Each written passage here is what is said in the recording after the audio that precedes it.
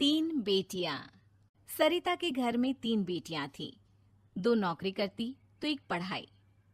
अरे दवाई खत्म हो रही है, कोई है जो लेकर आएगा? तभी बड़ी बेटी रिया आ जाती है। हाँ पापा, ये रही आपकी दवाई। अभी खत्म होने में वैसे 2 दिन बाकी है। 2 दिन पहले ना बोले तो कौन सुनेगा? चिल्लाना तो पहले से पड़ता है ना कि सामान खत्म है। अच्छा जल्दी से छोटी चाय बना दे दीदी के लिए।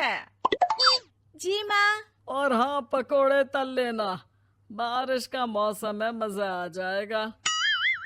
मैं बाजार से आलू ले आती हूँ माँ, खत्म हो रहे हैं। घर का सारा काम बिल्कुल परफेक्ट चल रहा था। दोनों बेटियां पढ़ाई के बाद नौकरी कर रही थी और छोटी पढ़ाई, पिता की पेंशन और अपना मकान। लेकिन पास की कमला चाची। और रियासिया की माँ, तुम लोगों को कितने सालों से देख रही हूँ, परेशान ही देखा। भगवान एक बेटा दे देता तो। अब किसी जन्म का कर्म खराब रहा होगा चाची, जो लड़का नहीं हुआ। वैसे काश एक लड़का हो जाता। पास छोटी बैठकर पढ़ रही थी। वो माँ की बात सुनकर किताब बंद कर देती है और खिड़की में खड़ी हो जाती है। खिड़की के बाहर रवि, जो कि पास ही में रहता है। अरे छुटकी, क्या सारा दिन किताब में नजर गड़ाई रहती है? मैं नकल करना सिखा दूंगा, तू आराम से पास हो जाएगी। आजा, चलना, सब बाहर खेल रहे हैं।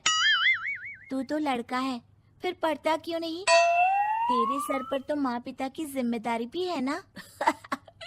कैसी बात कर रही है यार? जिम्मेदारी मेरी नहीं, पिता की है। पिता की क्या जिम्मेदारी, बता। देख, माता पिता लड़की की शादी के लिए पैसा जमा करते हैं, उसकी शादी कराते हैं, उसे पढ़ाते भी है ना? हाँ, वो तो सभी माता पिता करते हैं। क्या लड़की की शादी नहीं करते?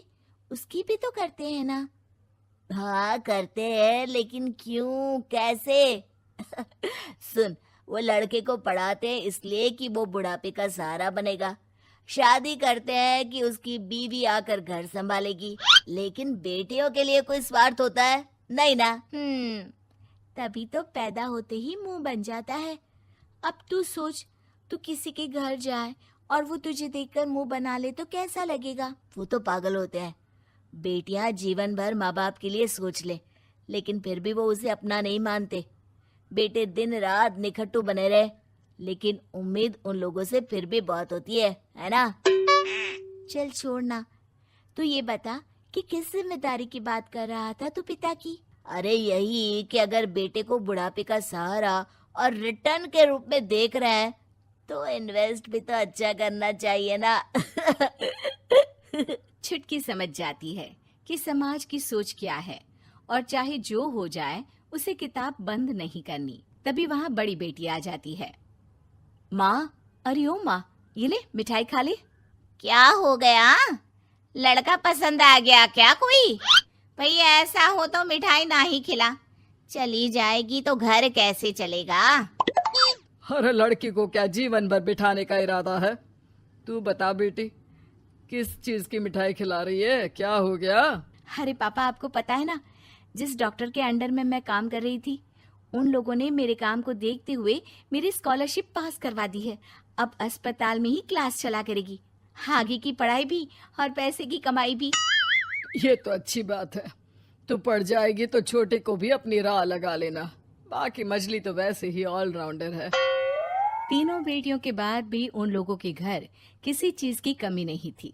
पापा, ये लीजिए कार की चाबी, मैंने आपके लिए कार ली है।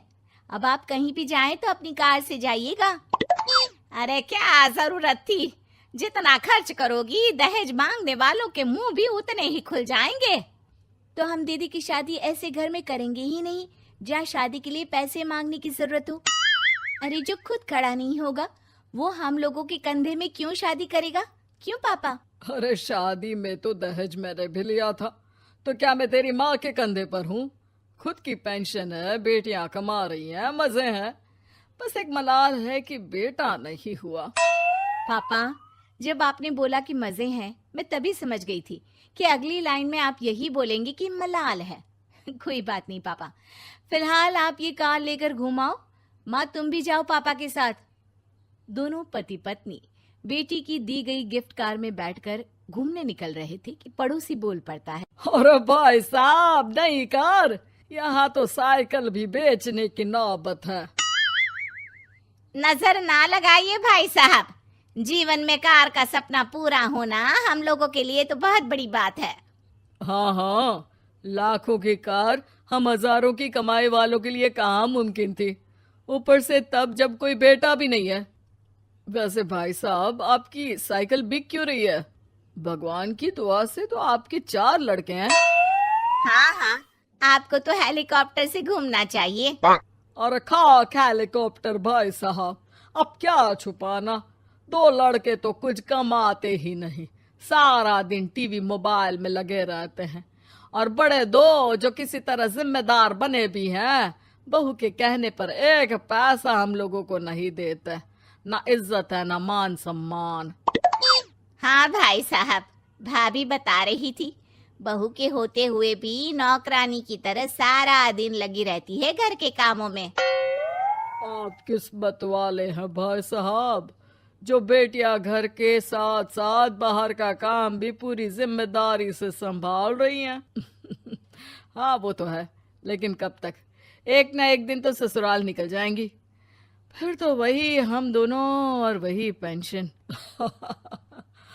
आप लोग भी कौन सा संजीवनी बूटी खा कर आए हैं? चलिए चलिए, जाइए, नई कार का मजा लीजिए। अच्छा ऐसा करते हैं, मेरी बहन के घर चलते हैं, काफी वक्त हो गया है मिले। दोनों बहन के घर जाते हैं, जहाँ उसकी बहन और उसका पति बैठकर चाय पी रहे होते हैं।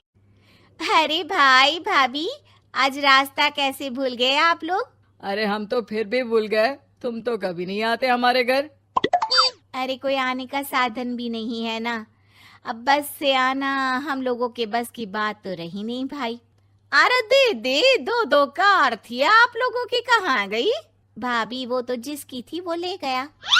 मतलब? 2 बेटे हम दोनों से अलग हो गए हैं, अपनी कार ले गए, अब हम दोनों अकेले, खुद बनाना खुद खाना। भाई बहन के घर से मिलकर बेटी की गिफ्टेड कार में बैठकर निकल जाते हैं। काश हम लोगों को भी लड़का हो जाता।